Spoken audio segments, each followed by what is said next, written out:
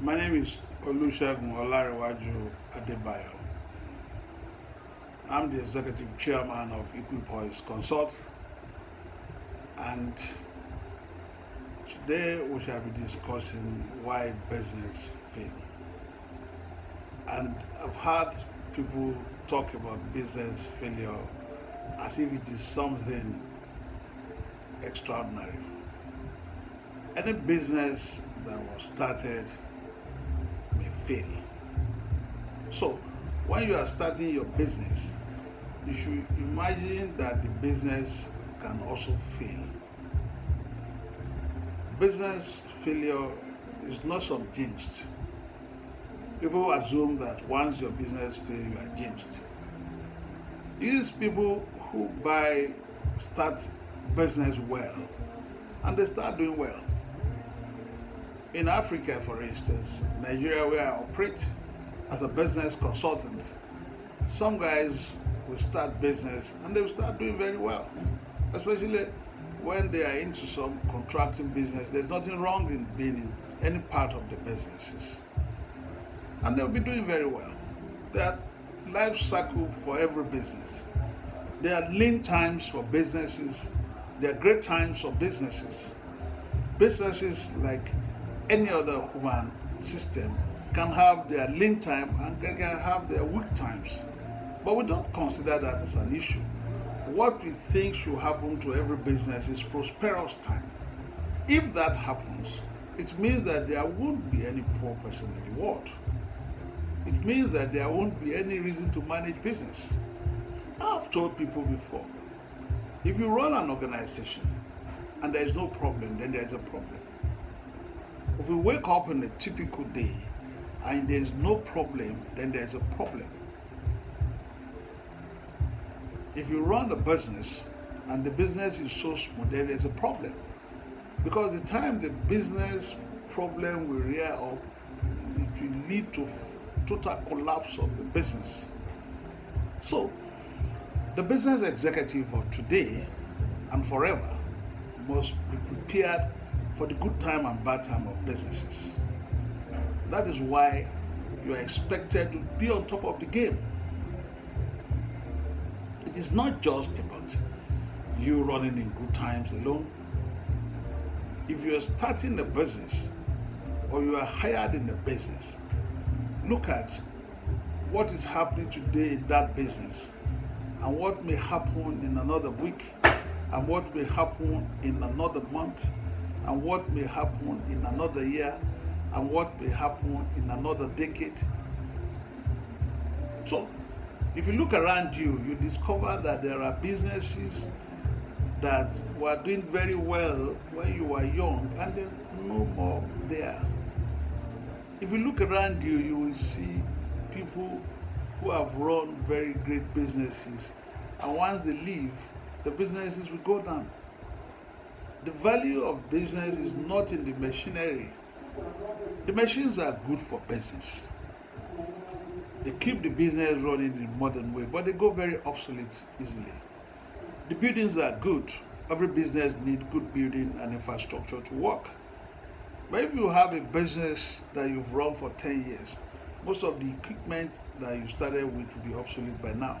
So business is a continuous thing from year to year. This year we have this year model for cars, for instance. Take Mercedes or Toyota or Nissan.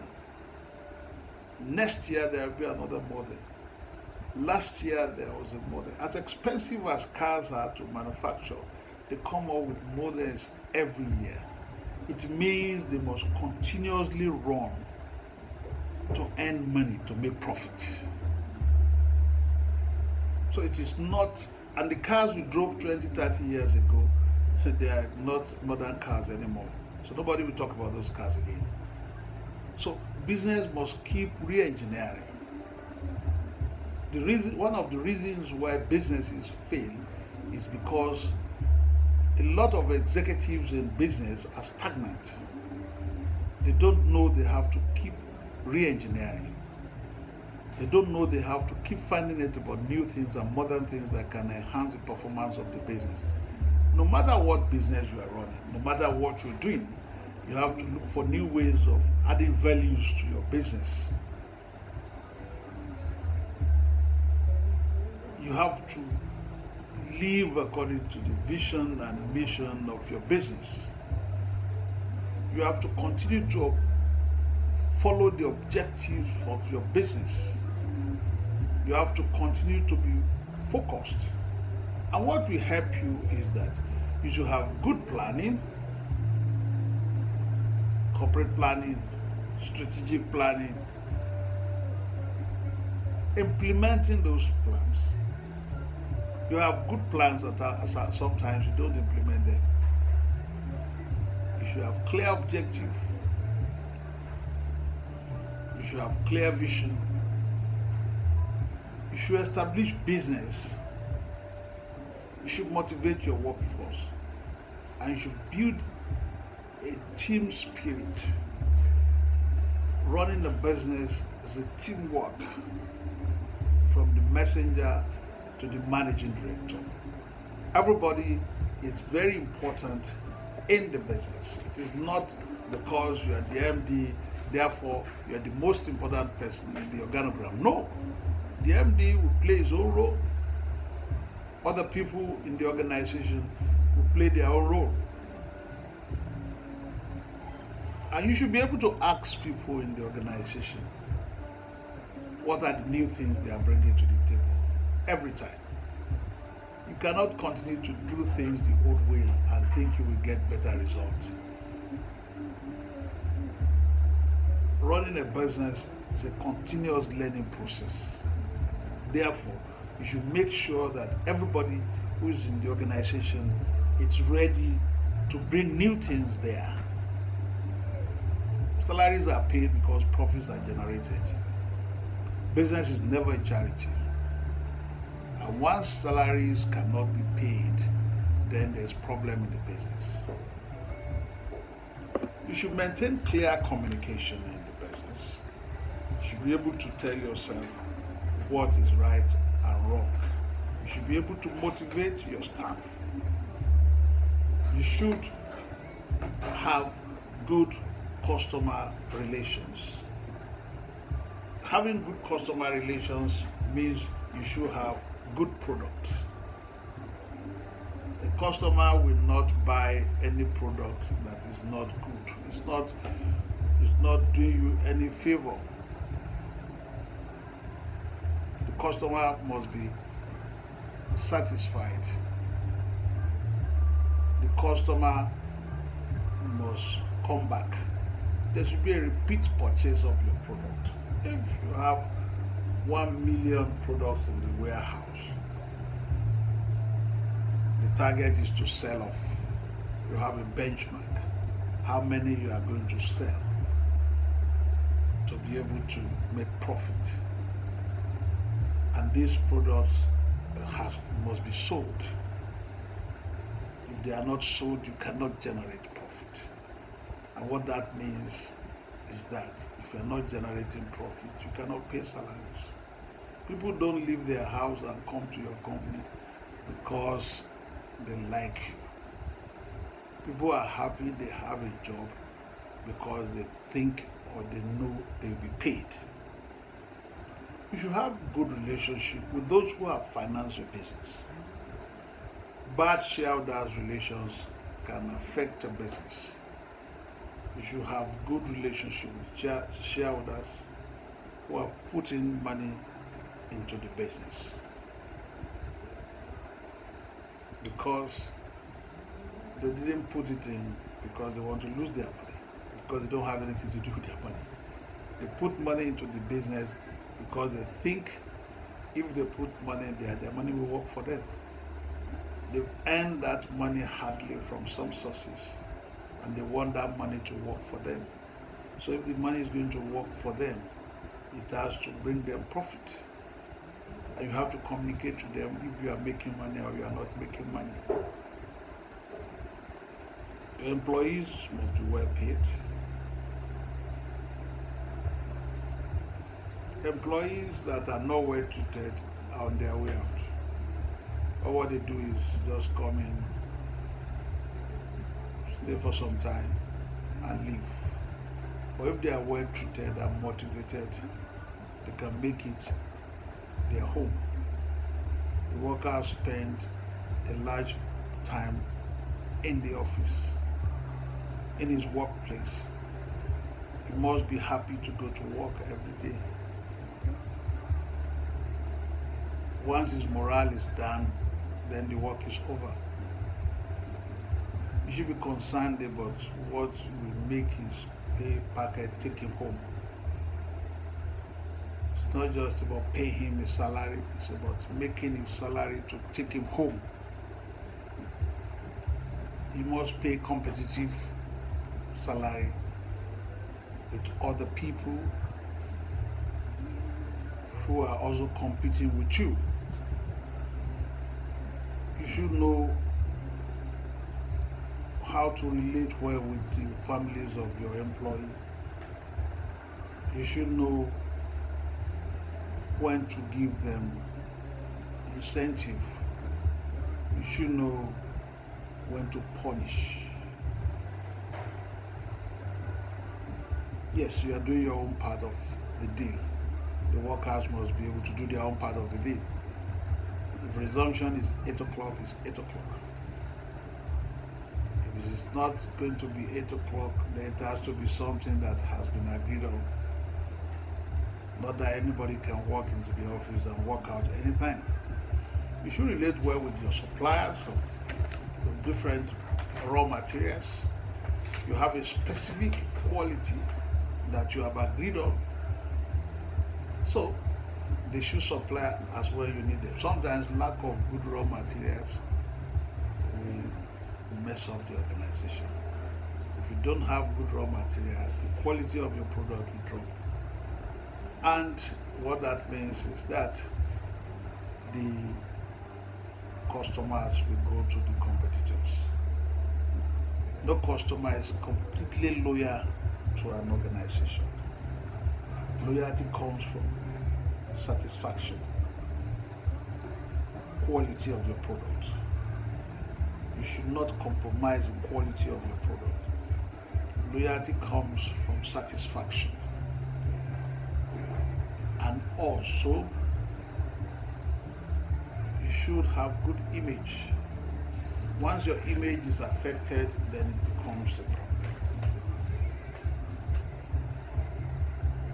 How well are you relating with your stakeholders, the opinion formers, the shareholders, the employees, the government, your competitors, your suppliers, the media, the community where your organization is located? How well are you relating with them? Some people have community relations issue, which means that they are not in good terms with the community. How well are you executing your corporate social contribution?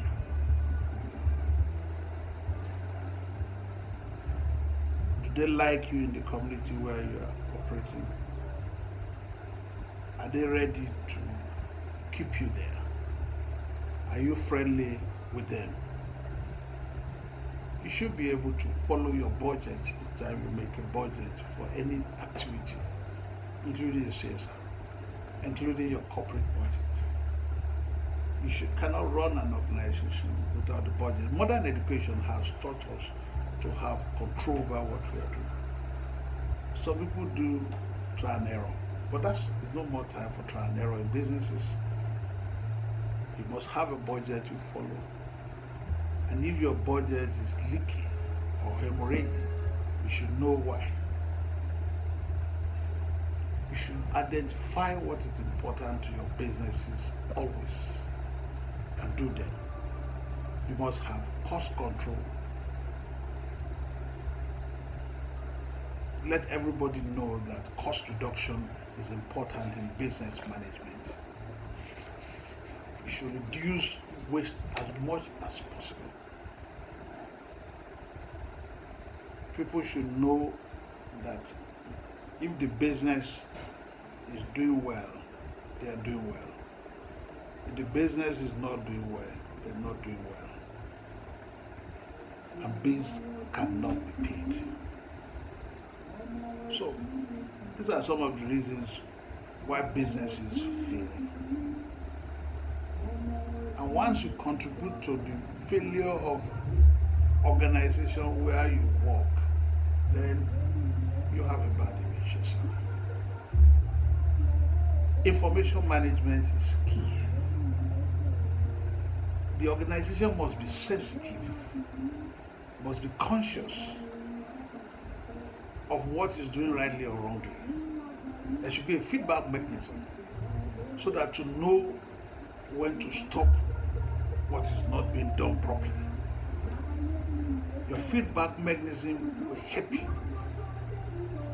The MD must come out from the big office and walk to the shop floor.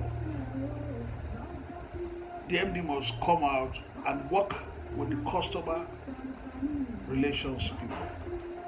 Know what is making the customer tick.